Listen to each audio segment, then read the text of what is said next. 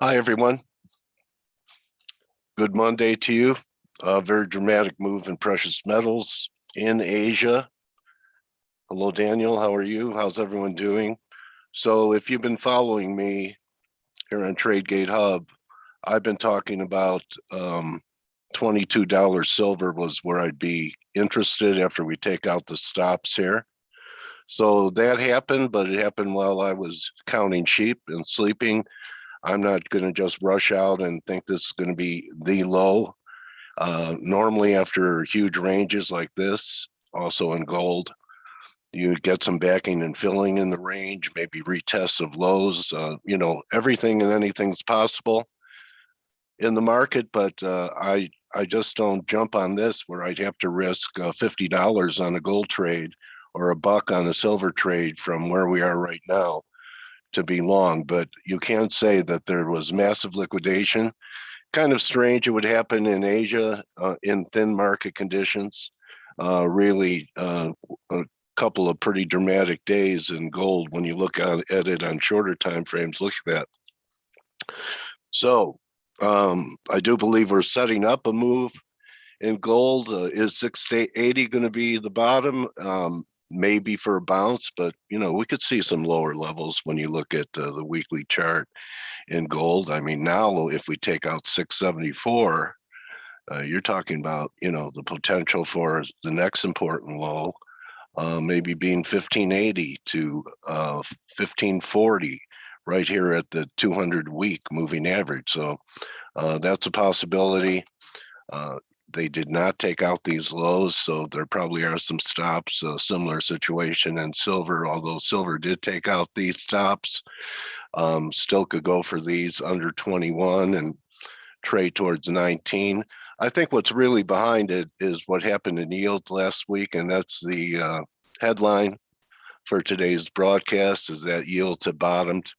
So here's your weekly yesterday. It was already happening a couple weeks ago. The 113 level held, and we had a little small reversal week, but going into last week, we took out the low by just a bip or two with pretty glaring divergence between the two lows. And normal to have a pullback. We start trading back over, 133, 134, 148 is next. But I want you to take a macro view, and this is all contingent on the low that we had last week holding under this double bottom. So if this is the case, we could be looking at sharply higher interest rates because this was about 50% back from here. And if we get a move like this, 120 would take you to 230. We took it from here. It would take you to 2.5 up here. So, I don't think that the market is that prepared for higher interest rates. I think that was people probably front running what's going to happen with rates by dumping the gold. It's pretty interesting looking at the euro that all we're doing is holding the support. Could we bounce from here? Certainly, but I mean, this isn't the kind of formation that I buy for a bottom. I'd like to see new lows made, which I think we did at 1752, possibly. Let me just look. Yeah, slightly new low here at 1752. It's an I don't know right now. I think the dollar could still have some more upside, maybe try it up here at 94. But I know some people that are dollar bears right now, and they're looking to sell the dollar, looking for all the way back down to 85. So I really don't have a strong opinion or conviction on what to do in euro right here. Cable kind of looks like a flag where we could have another shot up. But the US dollar yen should have more upside if I'm right about higher yields. Here's the first drive, here's the second drive, and maybe we get a third drive up to 113. I would say that, back under 109.30, the picture's changing, but I'm still expecting some more upside here in US dollar yen. Canada's a bit trapped in this moving average. I know a lot of people thought we could trade down to 123. We start clearing 25.88. We're going to make another run towards the upside. So the currencies are kind of a tough trade. Aussie was down. It's trying to base. There's nothing that impressive to me, but we could still have a rally. So I'm going to wait and see what happens here on turnaround Tuesday.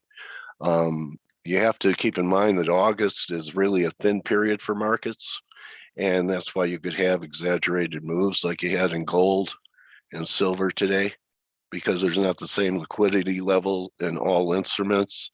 We also got another sell-off in oil back to the previous low. It's trying to hold here. Maybe we get some kind of bounce, but starting to look like a descending triangle. So let's call it right here, 65 horizontal, right here. So this is your triangle, and then this is your downtrend line right here. And you could call this a descending triangle right here. So let's look at this, see that? All right, so the measured move on this triangle is from the high that we had there, right here, not here, right here. And that high was almost 77. And then the low here was 65. So you're talking about a $12 formation, which would measure down to about 53 down here on a $12 formation, although there will be some real good big round number support at the 60 level. So crude still acting kind of crummy. I was looking at the copper. I've been calling this a potential right shoulder. We've almost approached the neckline here. So all commodities, crude, the base metals, the precious metals, even some of the agricultural commodities, the minute the market embraced the inflationary scenario, they've entered a pause period and a pullback period. So I don't think it's over for commodities, but I think you have to pick your spots while we're in this pause period. And I think part of it is going to be competition from rates. So if you have, and there's a difference between real rates and, just nominal rates. So, that's something that I'm looking at. Something interesting happened in NASDAQ last Friday. Take a look at this, slanting upwards, kind of a wedge look, and then look at what's happening to the RSI on the daily. And we had a down day on Friday on the ISM. In fact, it's well known that the growth stocks act worse with rates on the rise, and some of the sectors that act good with rising rates would be the financials, perhaps the cyclicals, but your big growth tech stocks do not like lower rates, and they really made hay while rates were coming off. You see, when we were doing this from here back in March, and it wasn't a tremendous dip in rates, but 60 bips. But look at how the market made hay from that same time frame, right? So rates are correcting and going down, and NASDAQ made hay out of it. Crude oil made hay out of it from rates going down. The dollar made some hay out of it.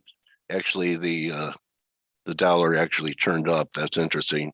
But the metals and stocks and most things do not like competition of interest rates, and that pressures and is a bit disinflationary when you have yields going.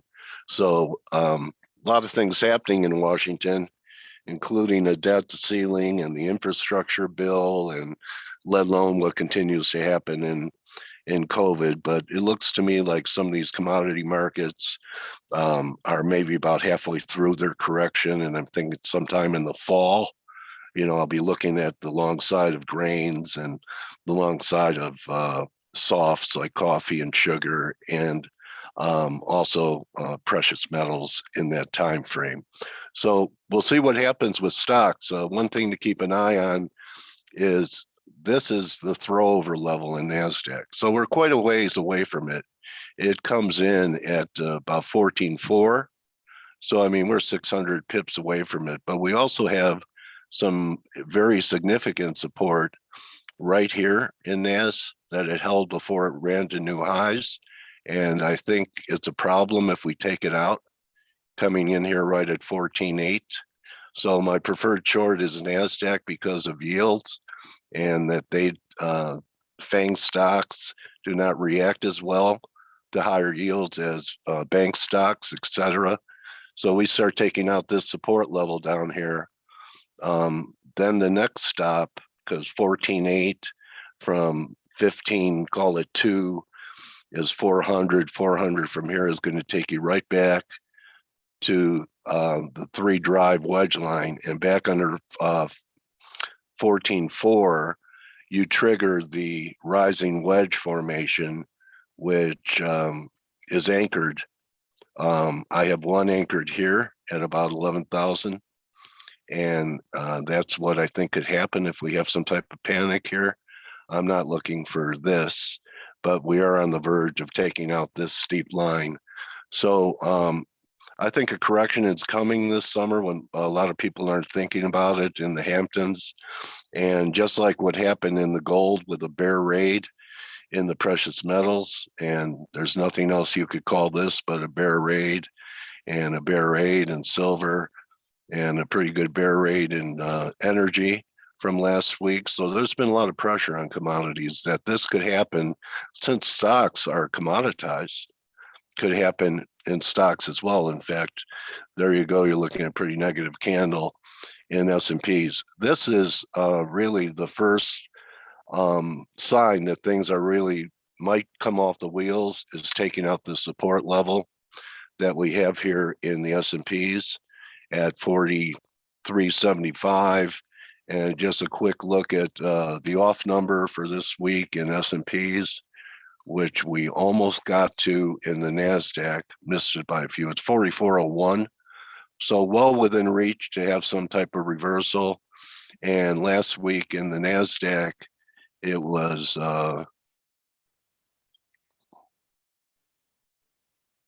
15,107.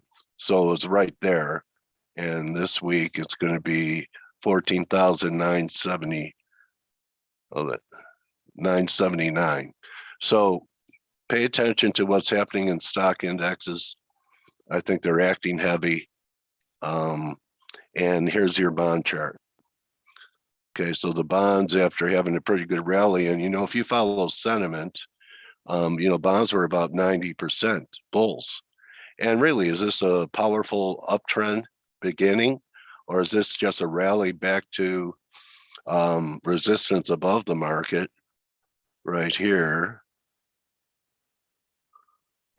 This was a pretty important resistance level, and it looks like we're, tagging it right there. So as long as we stay under 153.5, there is potential for bonds to head down. In fact, we could look at high grade junk, and that's starting to look heavy to me, starting to roll over a little bit here. You can start getting under 87, that could be a problem. And just to take a look at the yuan, the Chinese yuan, looks like we're going to probably be heading higher. They took it down so they could buy commodities cheap, and now they're selling commodities, and they're going to see the yuan weaken. So something to keep an eye on. I think that this eventually will be a real nice buy in the junior miners and the miners. And you guys know I was saying the miners weren't giving the confirmation to what happened in metals last week, and they definitely did give up the ghost again. The precious metals got hit hard, but really not that bad when you think about what's happened to gold today. So here's Newmont. That's a weekly. So let's look at the late. So trying to dig its heels in, really not as weak as a bullion, right? At new lows. I'm not ready to jump on it here. Let's see what happens down around these lows. I have an excellent guest this Thursday. Helene Meisner will be with us. She's very famous, has a lot of followers on Twitter, market veteran. So I hope you're going to join us. And the VIX still sideways, trying to turn, but we're at record highs, and the S&Ps as of Friday, and we're still not seeing lower lows in VIX. So that's really all I have for today. Looking for turnaround Tuesday setups today. Most commodities, I think it's a little too early to try and bottom pick the oil, to bottom pick the gold, unless you really got a good fill down there, or the silver, and just let things reset and give you a formation to trade. So I had this blue line drawn well over a month ago, and we definitely tagged it. So these stops were taken out. So if you listened to me and you didn't buy silver and you waited and you were patient, there's probably nothing wrong with a physical buy in this range around 22. But if you're going to do a leverage trade, you want to have more precise risk management instead of just letting it fly out there. Crypto's continuing to climb. Ethereum had a triple bottom, still heading higher. So a lot of enthusiasm for crypto. I think there's some type of legislation in the infrastructure bill that has some type of crypto regs in it. And one of my sources is Charlie Gasparino. He works for Fox Business and the New York Post. And he's saying that Gensler is going to be very limited as far as what he could do to rein in the crypto frenzy. So that should be good news to people that are blockchain enthusiasts. And with that being said, trade smaller and thin conditions with wider stops, and you get paid to wait. And if there's nothing there for you to do it. But I think the big theme is what we're going to be facing. That's part of growth coming back is going to be higher interest rates. And when you look at the weekly, this kind of looks like a flag, just a consolidation. And look how oversold the 10-year got without really giving up much in price. 148 is a big pivot. Back above it, 148, 150, we're going to above 2 in my view. And those are my calls. Everyone have a great day trading. Enjoy your nice summer day, and we'll be back with you tomorrow. Invite everyone to come and hang out with us on TradeGate Hub and post your charts. In fact, you know what you could do if you have a question on any market and you want to ask me what I think about it. You just come into the room while I'm doing the live stream and post the link, and we'll discuss it. So if you have some doubts about what you're doing, I'm more than glad to teach and help. And it's our mission to build up traders and edify them every day. So good hunting, everyone, and we'll see you tomorrow.